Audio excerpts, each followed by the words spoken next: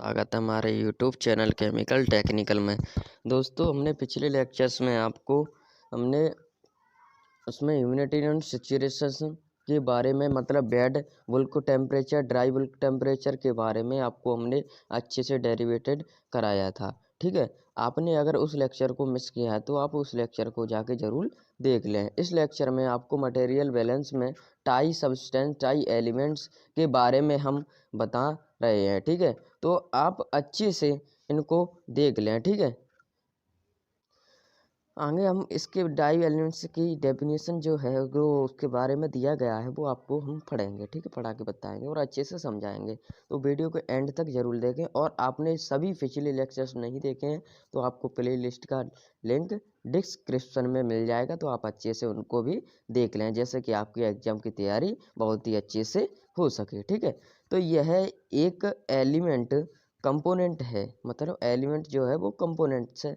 Component का मतलब components या कंपाउंड का मतलब समझते हो, जैसे Na2SO4, Na2, ये कंपोनेंट्स हो गए। दो या दो से अधिक मिलकर जो जो दो या दो से अधिक तत्व मिलकर जो यौगिक बनते हैं उसको ही कंपाउंड हम कहते हैं। ठीक है, जो यौगिक बनता है वैसे ही हम कंपाउंड, जो इंग्लिश में कंपाउंड कहते हैं यौगिक को। ठीक, तो परंतु कैलकुलेशन के लिए यह रेफरेंस का कार्य करता है। कैलकुलेशन के लिए ये संदर्भ मतलब रेफरेंस का कार्य करता है। इसे के कंपोनेंट भी कहते हैं। कूल फर्नेस में राख को टाई एलिमेंट कहते हैं। अगर ये समझ में नहीं आया तो आपकी एक और डेफिनेशन है, उसको अच्छे से समझ लें। जैसा कि आपको हम वह पदार्थ जो एक धारा से दूसरी धारा में बिना किसी प्रभाव के परिवर्तन से प्रवाहित होती है, मतलब अगर हम किसी जो कोई भी अगर धारा है उसको प्रवाहित कर रहे हैं तो उसमें कोई परिवर्तन ना हो और वो है प्रभावित, मतलब प्रवाहित हो जाए, मतलब बह जाए। ठीक, तो मतलब प्रवाहित हो जाए तो उसमें कोई परिवर्तन ना हो, तो उसी को इन टाई एलिमेंट कहते हैं। यही इसमें आपको समझा रहा है। ठीक है,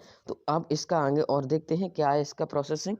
तो टाई एलिमेंट के चयन के लिए हम देखते हैं कि कौन सा अवयव स्थिर द्रव्यमान या भार के साथ प्रक्रम से होकर प्रवाहित होता है, टाई सब्सटेंस कहलाता है।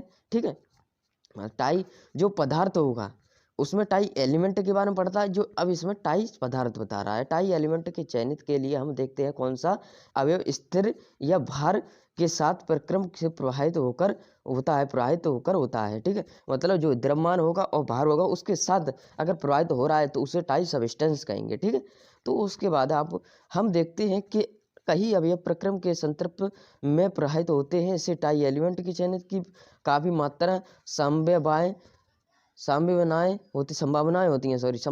होती हैं। कभी कभी इनके अवयवों की मात्राएं को एक साथ जोड़कर एक और टाई एलिमेंट प्राप्त किया जाता है। ठीक है, कुछ परिस्थितियों में हम प्रॉब्लम को सीधे मतलब कुछ प्रॉब्लम को सीधे परीक्षण के द्वारा सब्सटेंस का डिस्प्लेसमेंट कर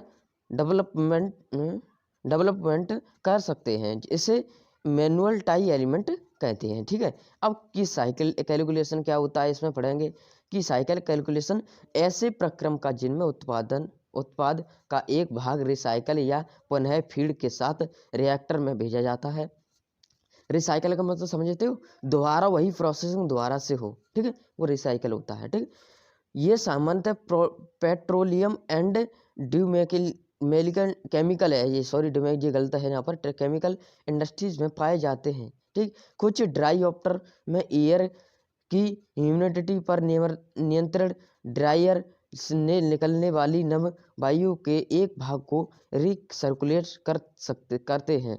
ह्यूमिडिटी आ गया, इसमें ह्यूमिडिटी आप उस लेक्चर में पढ़ लें, इससे पहले वाला ये 14 लेक्चर है। ठीक है, इसमें हम अब पढ़ेंगे जो होगा हमारा, इसमें आपको ये डायग्राम दिया गया है। डायग्राम क्या है, फ्रेश फीड है, मिक्सचर बाईपास, ये आपको इस प्रोसेसिंग हो रही है उसको रिसाइकल हो रहा है। ठीक है, ये आपका यहाँ पर ये लिखा है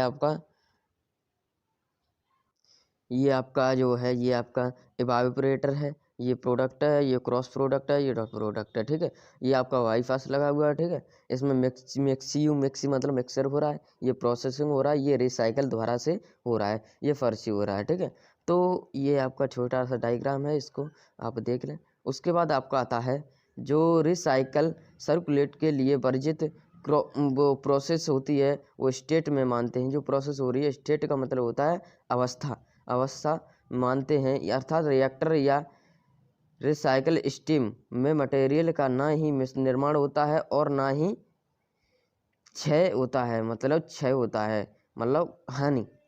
ठीक, प्रोसेस में जाने वाली फीड धारा को कारकों से मिलकर बनी होती है। फीड आधा एक फ्रेशर फीड और रिसाइकल मटेरियल। ठीक है, अब प्रोसेस से निकलने वाला कुछ उत्पाद क्रॉस प्रोडक्ट को स्ट्रीम से मिलकर बना होता है। ठीक है, आपको इसमें बताया जा रहा है, जो कि फिगर्स बना था उसमें आपको दिया गया था, उसके बारे में आपको बताया जा रहा है। दो धाराओं में धारा में वो युक्त प्रयुक्त होता है नेट प्रोडक्ट रिसाइकल मटेरियल। कुछ परिस्थितियों में रिसाइकल स्ट्रीम का संगठन क्रॉस प्रोडक्ट से धारा संगठन के तुल्य होता है तथा कुछ अवस्थाओं में संगठन पूर्ण रूप से अलग अलग होता है। जो कि सेपरेटर होता है, मतलब सेपरेटर क्या करता है, हमारी जो कोई भी मटेरियल बना उसको सेपरेट तरीका से उसको एक टैंक में रखा जाए।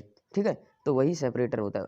बाईपास सिस्टम, जब बाईपास सिस्टम हमारा क्या है, बाईपास सिस्टम है जब अनलेट स्ट्रीम का कुछ भाग उपकरण में इधर उधर से दूसरे मार्ग से ले लाया जाता है तो उसे बाईपास स्ट्रीम कहते हैं। ठीक है, ये बाईपास स्ट्रीम आपको समझ में आ गया होगा। ठीक, उसके बाद आपको क्या है, वह स्ट्रीम जो मतलब उसी के बारे में दिया गया है।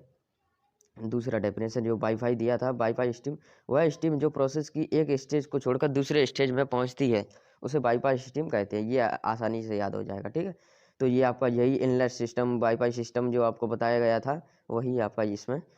फोरेस्ट स्ट्रीम, रिसाइकल स्ट्रीम में एकत्रित अवांछित पदार्थ या निष्क्रिय पदार्थ के जमाव को दूर करने वाली धारा परिचय स्ट्रीम कहलाती है। जो कि रिसाइकल से एकत्रित अवांछित पदार्थ निकलता है वो जमने से दूर करने वाली धारा परिचय स्ट्रीम कहलाती है। ठीक है, तो मैं उम्मीद करता हूँ ये लेक्चर आपको बहुत ही अच्छे से समझ आया होगा। तो वीडियो को लाइक करें, ज़्यादा से ज़्यादा दोस्तों में शेयर करें।